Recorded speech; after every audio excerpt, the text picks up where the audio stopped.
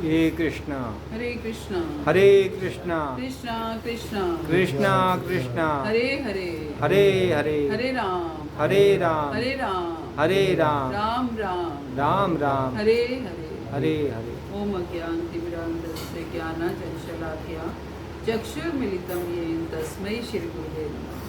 श्रीचैतन्यमनोभीष्टं स्थापितं येन भूतले स्वयं रूप कदा मह्यं ददाति स्वपदान्तिकम्। वन्देऽहं श्रीगुरो श्रीयुतपत्कमलं श्रीगुरुं वैष्णवांशं श्रीरूपं साग्रजातं सगण रघुनाथान्वितं तं सजीवं साद्वैतं सावधूतं परिजनसहितं कृष्णचैतन्यदेवं श्रीराधा कृष्णपादान् सगण ललिता श्रीविशाखान्वितान् च। हे कृष्ण करुणा सिंधु दीनबंधो जगतपते गोपेश गोपिका कांत राधा कांत नमस्ते। तप्त कांचन गौरांगी श्री राधे वृंदावनेश्वरी वृषभानुसुते देवी प्रणमामि हरिप्रिये। वाञ्छाकल्पतरुभ्यश्च कृपा सिन्धुभ्येव च पतितानां पावनेभ्यो वैष्णवेभ्यो नमो नमः। जय श्री कृष्ण चैतन्य प्रभु नित्यानंद श्री अद्वैत गदाधर श्री वासादि गौर भक्त वृंद। हरे कृष्णा कृष्णा कृष्णा हरे हरे हरे राम राम राम। ओम नमो भगवते वासुदेवाय। ओम नमो भगवते वासुदेवाय। ओम नमो भगवते वासुदेवाय।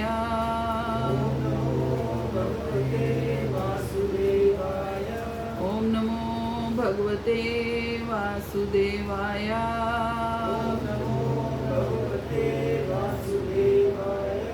नारायणं नमस्कृत्य नरं चैव नरोत्तमं देवीं सरस्वतीं व्यासं ततो जयमुदीरये। नष्टप्रायेषु भद्रेषु नित्यं भागवत सेवया भगवती उत्तम श्लोके भक्तिर्भवति नैष्ठिकी। ग्रंथराज श्रीमद् भागवतम की। ग्रंथराज श्रीमद् भागवतम। आवाज आ रही है सबको?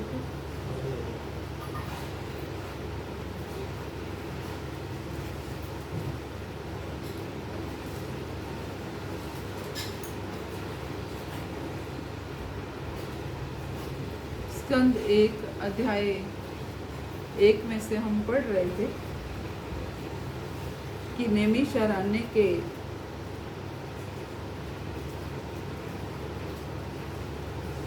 जो ऋषि हैं 88,000 ऋषि मुनि हैं, शौनक आदि ऋषि वो नैमिषारण्य में एकत्रित हुए हैं और सूत गोस्वामी पाद ने भागवत कथा सुना रहे हैं। और हमने पढ़ा कि पहले कैसे उन्होंने सूत गोस्वामी पाद को ग्लोरीफाई किया, उनकी गुणगान गाया और फिर उन्होंने प्रश्न पूछने शुरू किए। तो सबसे पहला प्रश्न क्या पूछा?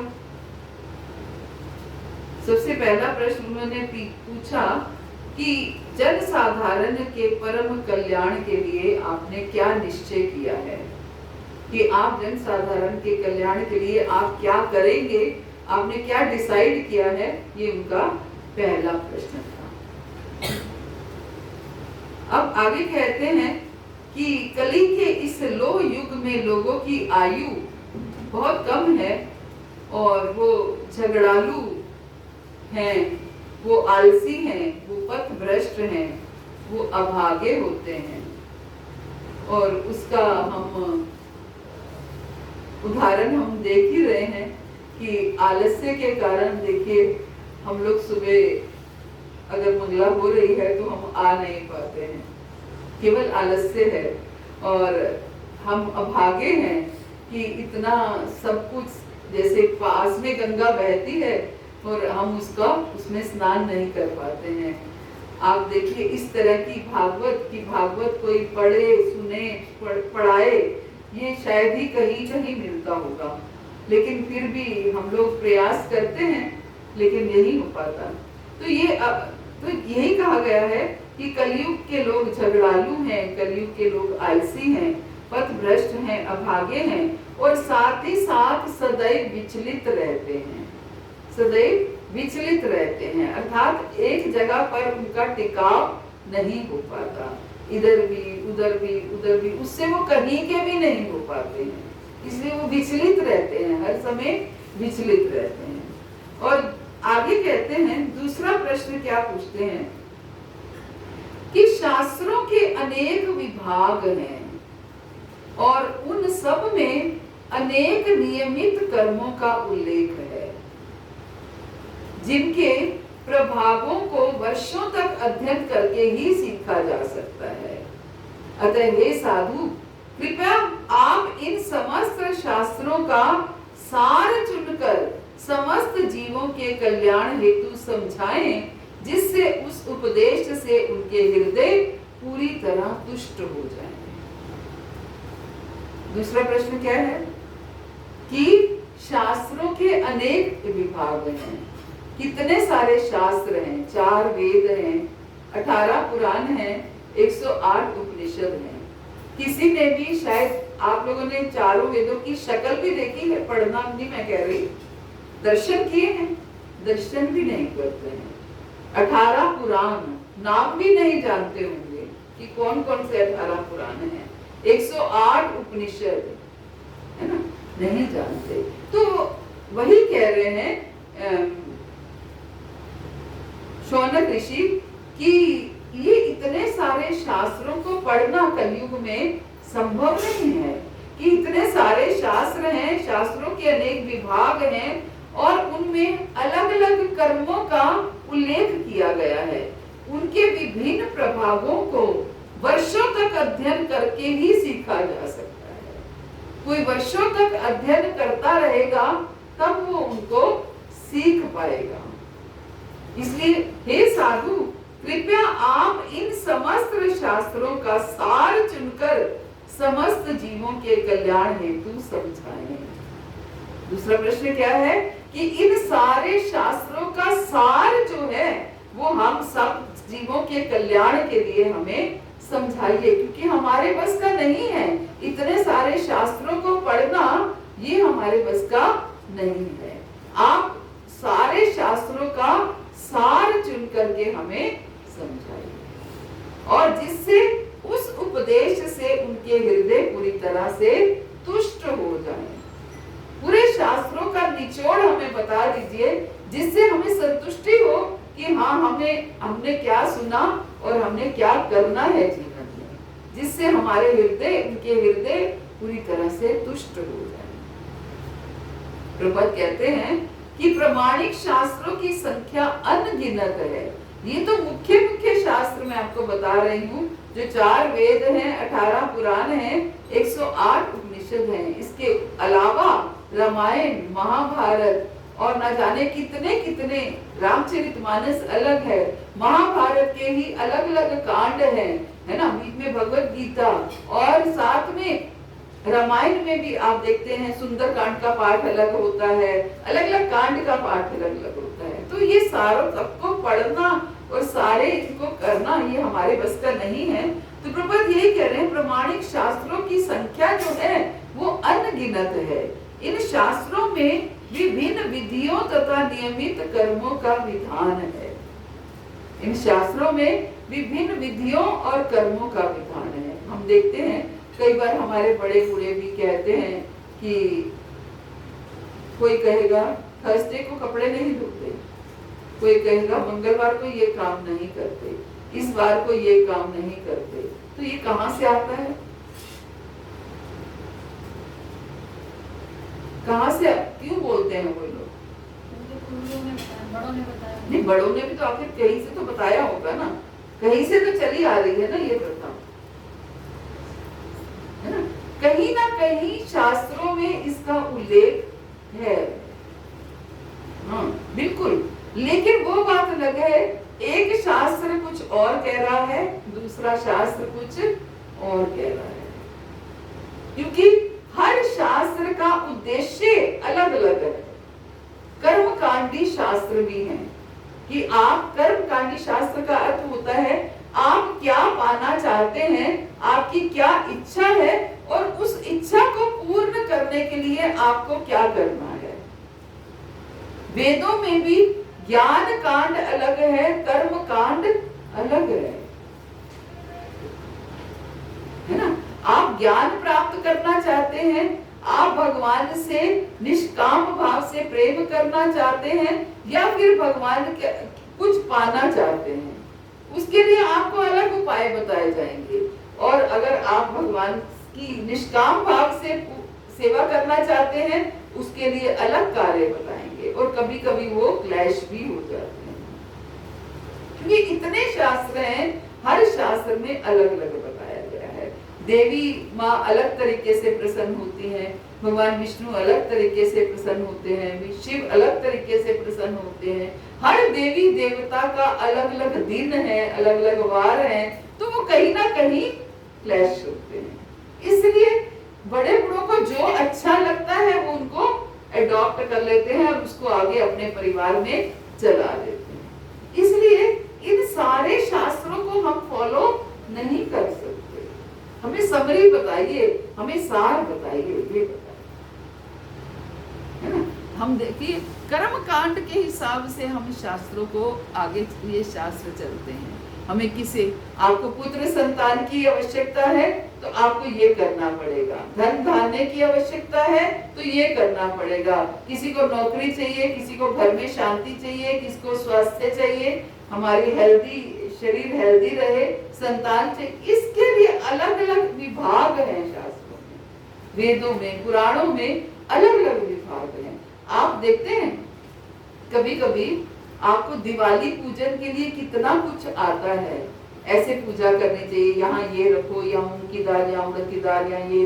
मेरे को याद है कि मेरी मदर इन लॉ पहले मंदिर जाया करती थी, मेरी नई नई शादी हुई तो इतनी बड़ी बास्केट लेके जाती थी, और उस बास्केट में उनकी कम से कम 7-8 डिब्बियां होती थी।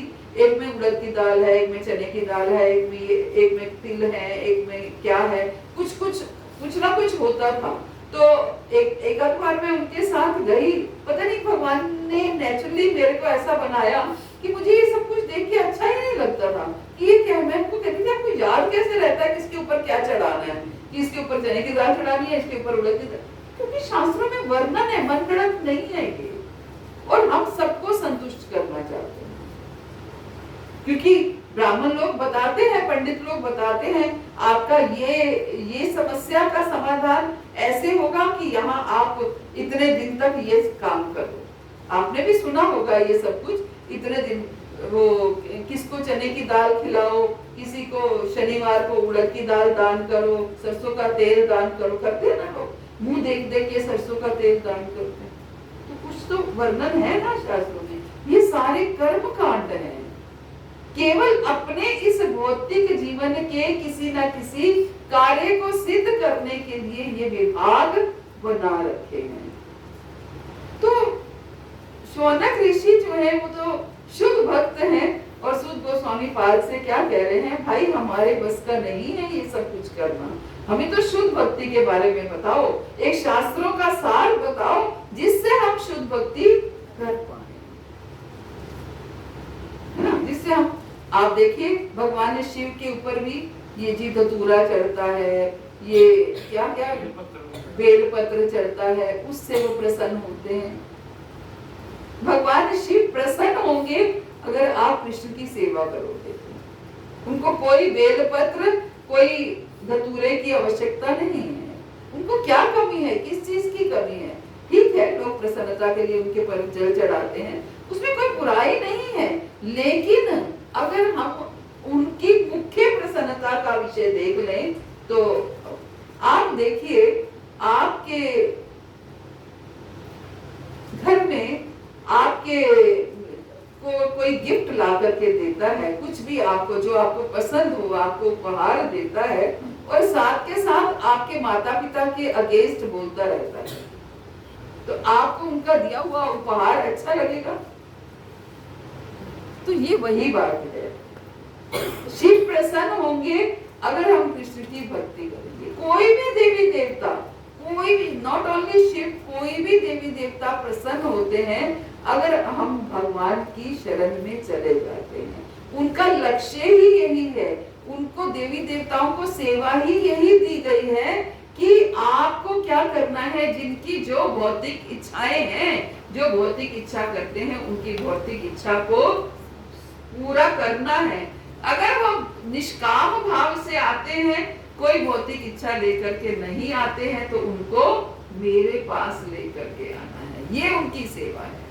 भगवान ने उन्हें ये सेवा दी है कि कोई भौतिक इच्छा से नहीं आता, केवल भगवान की आपकी सेवा करने के लिए आता है, तो उनको मेरे पास लेके आना है। तो ये वेदों में, शास्त्रों में हमारे बताया गया है। अलग अलग कर्म कांड है, इसको कर्म कांड कहते हैं, है ना। हम भी करते रहे हैं, ऐसी बात नहीं है। ये व्रत रखो, करवा चौथ रखो, होली अष्टमी रखो, इससे पुत्र की आयु बड़ी होगी, इससे पति की आयु बड़ी होगी, और भी कई कई तरह के व्रत, वैभव, लक्ष्मी, ये वो सब इच्छाओं वाले ही तो हैं। 16 सोमवार जो रखते हैं, किस भावना से रखते हैं लोग? क्या इस भावना से रखते हैं कि हमें शिव से प्रेम हो जाए? कोई जानता ही नहीं है, हम शिव की सेवा कर पाए। अगर आप इस भावना से रखेंगे तो ये गारंटी है कि शिव आपको भगवान के पास लेकर ही जाएंगे। जैसे नरसिंह मेहता को लेके गए। नरसिंह मेहता क्या थे? शिव भक्त थे, कट्टर शिव भक्त थे। इतनी सुंदर भक्ति करते थे और भगवान शिव उनसे बहुत प्रसन्न हुए कि नरसिंह मांगो, क्या मांगना चाहते हो? गुजरात के भक्त थे। प्रभु मुझे कुछ नहीं चाहिए। जिसे कुछ नहीं चाहिए उसे तो भगवान शिव अपना सब कुछ प्रदान कर देते हैं। नहीं, कुछ तो मांगो प्रभु, अगर देना चाहते हो तो अपनी सबसे प्रिय वस्तु मुझे प्रदान करो। तो मेरी सबसे प्रिय वस्तु, भगवान शिव उनको रास लीला में ले गए, भगवान कृष्ण की रास में ले गए। बोले यहाँ ये मुख्य लीला है, यहाँ तक आपको पहुंचना है। बस फिर नरसिंह मेहता के आप भजन सुनिए, फिर वो पूर्ण वैष्णव हो गए और पूर्ण रूप से कृष्ण को समर्पित। भगवान, हर देवी देवता का यही काम है। अगर आप कुछ उनके पास मांगने के लिए जाते हैं तो वो आपकी इच्छा को पूर्ण करते हैं, है ना, पूर्ण करते हैं। जब वो हमारी भौतिक इच्छा को पूर्ण करते हैं तो हमें ऐसा लगता है कि बस यही है देने वाले और तो कुछ है। ये नहीं पता कि वो भी कहां से पूर्ण करते हैं। स्टॉक एजेंसी तो कोई और है, प्रदान करने वाले कोई और हैं, उनको तो ये सेवा दी गई है। और अगर वो हम निष्काम भाव से उनके पास जाते हैं तो वो हमें भगवान तक पहुंचाते हैं, ना, भगवान तक पहुंचाते हैं। तो यही कहा गया है, प्रभुपाद क्या कह रहे हैं कि प्रमाणिक शास्त्रों की संख्या अनगिनत है। इन शास्त्रों में विभिन्न विधियों तथा नियमित कर्मों का विधान है और इस कली काल में सामान्य जनता की पतित अवस्था को ध्यान में रखते हुए नैमिषारण्य के मुनियों ने श्री सूत गोस्वामी से अनुरोध किया कि वे इन समस्त शास्त्रों का सार कहकर सुनाएं। इस कली काल में सामान्य जनता की पतित अवस्था को ध्यान में रखते हुए, अपने लिए नहीं पूछा उन्होंने, इस भौतिक जगत, इस कलयुग के लोगों की कल्याण के लिए उन्होंने ये पूछा कि इन सारे शास्त्रों का हमें सार कहकर सुनाइए, क्योंकि इस युग में पतित आत्माओं के लिए वर्ण आश्रम पद्धति में इन विविध शास्त्रों के उपदेशों को पढ़ना और समझ पाना ये संभव नहीं है। क्या कह रहे हैं कि इतने सारे शास्त्रों को पढ़ना और समझ पाना ये संभव नहीं है, आप इन सब का सार कहकर सुनाइए। तो ये क्या था? दूसरा प्रश्न था। पहला प्रश्न क्या था?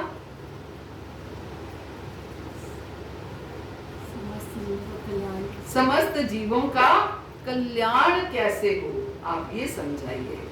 समस्त जीवों का कल्याण कैसे हो। पहला प्रश्न श्लोक संख्या 9 में बताया गया है कि आपने जन साधारण के कल्याण के लिए क्या निश्चय किया है। और दूसरा प्रश्न क्या है कि आप जो है सारे शास्त्रों को पढ़ना हमारे बस की बात नहीं है, आप सारे शास्त्रों का सार हमें समझाइए जिससे जीवों का कल्याण हो सके। अब तीसरा प्रश्न, पहले प्रश्न पूछे एक्चुअली भागवत किसके ऊपर बेस्ड है। जो ये प्रश्न पूछे गए उसी प्रश्नों के उत्तर देने में पूरी भागवत बेस्ड है, इसलिए पहले पहले प्रश्न बताए गए। तीसरा प्रश्न है, हे सूत गोस्वामी आपका कल्याण हो। आप जानते हैं कि पूर्ण पुरुषोत्तम भगवान देवकी के गर्भ से वसुदेव के पुत्र के रूप में किस प्रयोजन से प्रकट हुए। ये तीसरा प्रश्न है कि आप क्या जानते हैं कि भगवान स्वयं पूर्ण पुरुषोत्तम भगवान देवकी के गर्भ से किस उद्देश्य से, किस प्रयोजन से प्रकट हुए। क्या उद्देश्य था उनका इस भौतिक जगत में आने का, तो ये मुझे हमें समझाइएगा। ये उनका तीसरा प्रश्न था।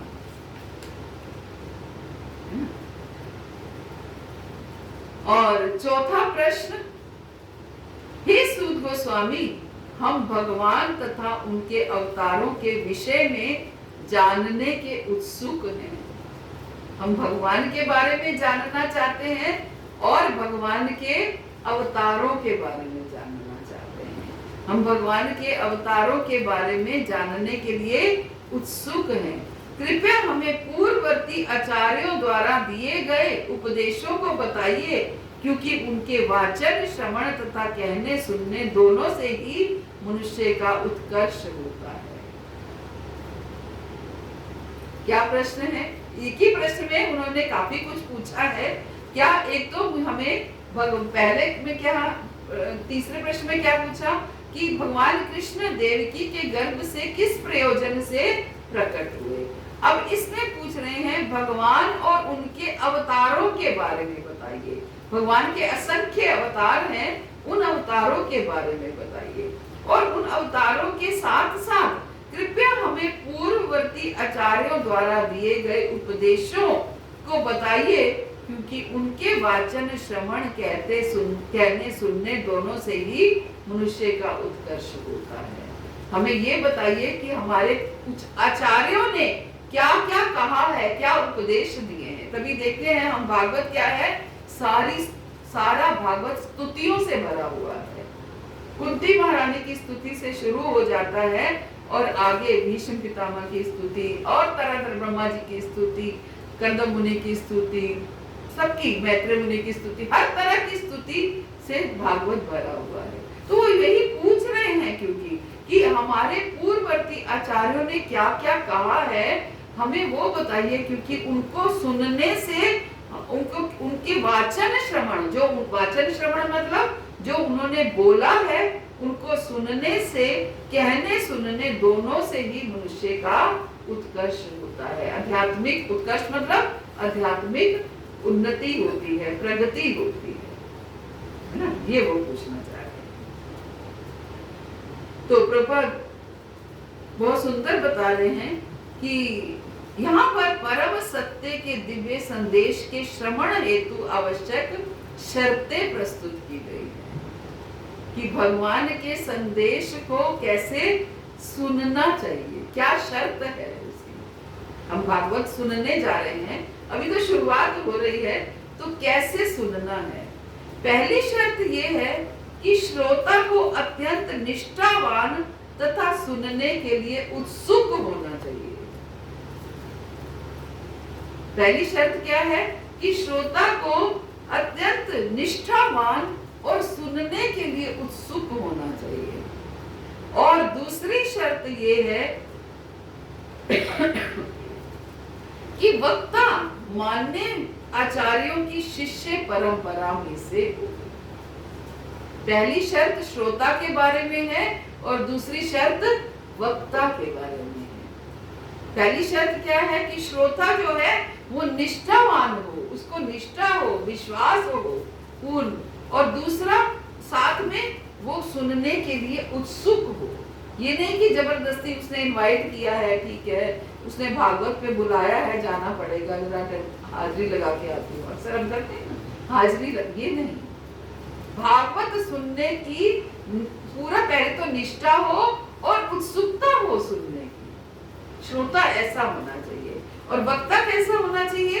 वक्ता मान्य आचार्यों की शिष्य परंपरा में से हो। हमारी परंपरा जो शिष्य पर गुरु शिष्य परंपरा चली आ रही है, कृष्ण से सब चली आ रही है, उस परंपरा में से वो वक्ता हो। ये नहीं कि कोई भी भागवत धन के लालच में, धन अर्जित करने के लिए लाखों लाखों रुपया ले लेते हैं भागवत करने के लिए, भले ही वो परंपरा से होते हैं या नहीं होते हैं। वक्ता जो है वो परम गुरु शिष्य परंपरा में से हो। जो लोग भौतिकता में लिप्त रहते हैं वो परमेश्वर के दिव्य संदेश को नहीं समझ पाते। जिनका उद्देश्य केवल धन अर्जित करना है वो भगवान के परम संदेश को नहीं समझ पाते। मैं कहना नहीं चाहती हूँ, आप क्या सोचते हैं कि हम लोग सुबह सुबह अपना घर के काम काज छोड़ करके यहाँ आते हैं, हमें क्या मिलता है? कुछ मिलता है क्या? आप लोग हमें धन देते हैं क्या? कुछ देते हैं क्या? केवल गुरु आज्ञा है, बस, और कुछ नहीं है। हमें हमारे आचार्यों ने आज्ञा की है, धर्म का प्रचार करना है, गीता भागवत का प्रचार करना है, इसके लिए हम आते हैं। और हमने इस सेंटर में, आप क्या सोचते हैं, कम से कम कितना धन लगाया होगा? कितना खर्चा आया था हमारे सेंटर? 4 लाख ओपनिंग समेत 4 लाख ओपनिंग सहित 4 लाख हमारा हिसाब, पूरा कैलकुलेशन है हमारे पास। 4 लाख रुपया लगा इस सेंटर को बनाने में। कहाँ से आया?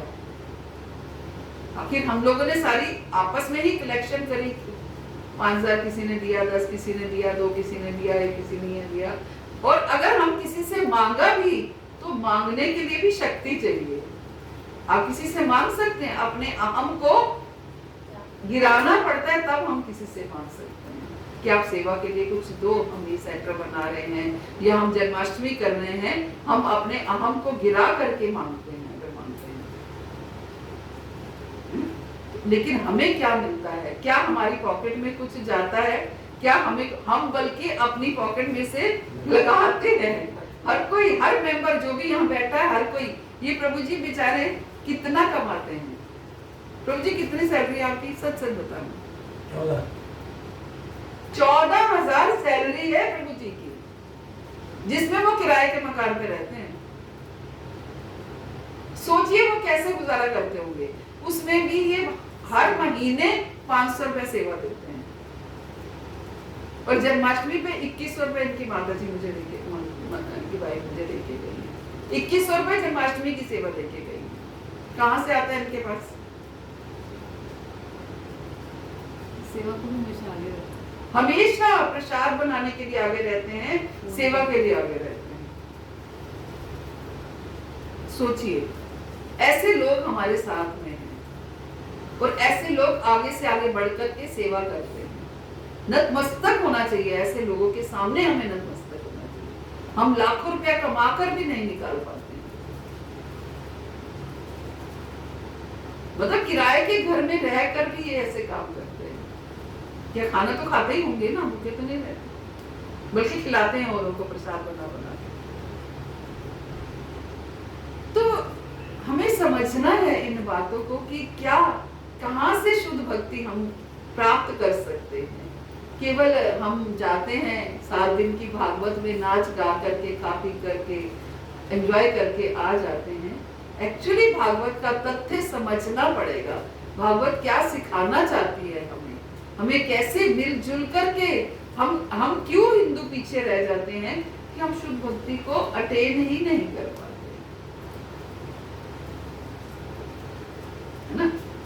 हमारे अंदर चाह नहीं है शुद्ध भक्ति को प्राप्त करने की। उधर से आलस से घर बैठ के वीडियोस में हम कर लेंगे, लेकिन हम वो नहीं करेंगे। तो क्या कहना चाहते हैं? दूसरी शर्त यह है, वक्ता मान्य आचार्यों की शिष्य परंपरा में से हो। जो लोग भौतिकता में लिप्त रहते हैं वे परमेश्वर के दिव्य संदेश को नहीं समझ पाते। प्रामाणिक गुरु के निर्देशन में मनुष्य धीरे धीरे शुद्ध होता जाता है। अगर हम प्रामाणिक गुरु से सुनते हैं, कौन से गुरु? जो कृष्ण से चली आ रही परंपरा से है। इस बात का हमें बहुत ध्यान रखना है। परंपरा कृष्ण से चली आ रही परंपरा से होना चाहिए। उन गुरुओं से हमें सुनना है जिससे मनुष्य धीरे धीरे शुद्ध होता जाता है। अतः उसे शिष्य परंपरा में होना चाहिए और विनीत भाव से श्रवण करने की कला सीखनी चाहिए। विनीत भाव से श्रवण करने की कला सीखनी चाहिए। विनीत भाव मीन्स विनम्रता से, अपने आप को बिल्कुल विनम्र बनाकर, आप महाराज कुछ सुनाइए, कुछ मैं सुनना चाहता हूँ, कुछ मैं भगवान के बारे में जानना चाहती हूँ। ये नहीं कि जोर जबरदस्ती से किसी ने बताया। हमारे अंदर उत्कंठा, लालसा होनी चाहिए। सूत गोस्वामी तथा नैमिषारण्य के ऋषि मुनि इन शर्तों को पूरा करते हैं। सूत गोस्वामी जो सुना रहे हैं, नैमिषारण्य के ऋषि मुनि जो हैं, वो इन शर्तों को पूरा करते हैं। वो अच्छे श्रोता भी हैं और अच्छे वक्ता भी हैं, क्योंकि श्री सूत गोस्वामी श्री व्यास देव की परंपरा से है। सूत गोस्वामी क्या है? किसके शिष्य है? व्यास देव जी के ही शिष्य हैं। और नैमिषारण्य के ऋषि मुनि निष्ठावान जीव हैं, जो सत्य जानने के लिए लालायित है। नैमिषारण्य के ऋषि मुनि क्या है? निष्ठावान जीव है, भगवान पर पूर्ण निष्ठा है उनकी, है ना? और जो सत्य जानने के लिए लालायित हैं। अतः भगवान श्री कृष्ण के अलौकिक कार्यकलाप, उनका अवतार, उनका जन्म, उनका आविर्भाव, उनका तिरोभाव, उनके स्वरूप, उनके नाम इत्यादि उन लोगों के जानने योग्य हैं जो समस्त शर्तों को पूरा करते हैं। तो मैं तो ये मानती हूँ कि अगर 4 लोग भी यहाँ आते हैं तो वो 4 लोग बड़े भाग्यशाली हैं कि कम से कम उनके अंदर सुनने की लालसा है, उत्कंठा है, वो भागवत को सुनना चाहते हैं। आप ये देखिए, मुस्लिम लोगों के घर में मौलवी कुरान शरीफ पढ़ाने जाते हैं, कोचिंग, ट्यूशन जैसे, है ना? हम कम से कम एक ट्यूशन सेंटर समझकर ही यहाँ पर एक ट्यूशन लेने के लिए आते हैं। तो ये उन्होंने 2 शर्तें बताई। पहली शर्त क्या है कि श्रोता को निष्ठावान होना चाहिए और सुनने के लिए उत्सुक होना चाहिए, और वक्ता को जो है वो गुरु शिष्य परंपरा से होना चाहिए। तो ये चौथा प्रश्न था कि हम भगवान और उनके अवतारों के विषय में जानने के लिए उत्सुक हैं, और हमें पूर्ववर्ती आचार्यों द्वारा दिए गए उपदेशों को सुनाइए, क्योंकि उनके सुनने से, उनके वाचन, उनकी वाणी को सुनने से, कहने सुनने से मनुष्य की आध्यात्मिक उन्नति होती है। हम याद करते हैं ना कि कुंती महारानी ने दुख मांगे, है ना? इस चीज को हम याद करते हैं ना कि उन्होंने अपनी स्तुति में ही मांगे, दुख मांगे। तो हमें भी, हम क्यों दुखों से घबराते हैं? हम कम से कम मांग नहीं सकते, तो जो आ रहे हैं उनसे हम कम से कम घबराएं ना। तो ये हमें लाभ मिलता है ऐसी स्तुतियों को सुनने। तो इस तरह से 4 प्रश्न हुए, उनके द्वारा इनको आगे डिस्कस करेंगे अगली क्लास में।